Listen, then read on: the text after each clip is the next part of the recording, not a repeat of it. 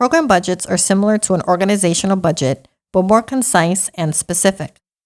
Differentiating from the two can be confusing, but is key in getting awarded grant funds. To make it easier, think of your program budget as all the expenses you have to spend in order to run one program only.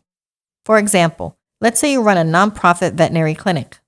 Aside from doctor visits, you also offer a free spay and neuter program for pet owners in your local area.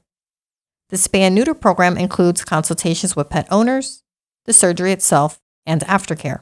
In this scenario, the program budget would include only the expenses your clinic incurs to run the spay and neuter program, while your operational budget would represent all expenses incurred by your clinic on an annual basis.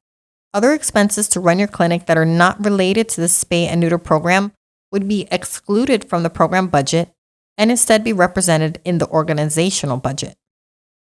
One of the most common questions I get asked is, how do we get salaries paid for through grant funding? Here's the answer. Using the example of the veterinary clinic and spay and neuter program, let's say that your main veterinarian makes $100,000 per year. However, the veterinarian does not only work with the spay and neuter program, they also work with patients on a daily basis that come to the clinic.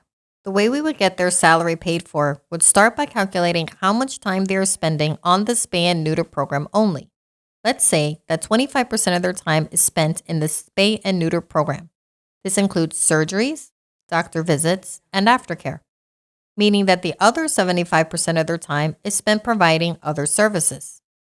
If we were to request grant funding for this program, we would request 25% of their salary, which comes out to $25,000, in that specific grant request. In essence, $25,000 would be demonstrated in your program budget, while the full $100,000 salary will be presented in your organizational budget.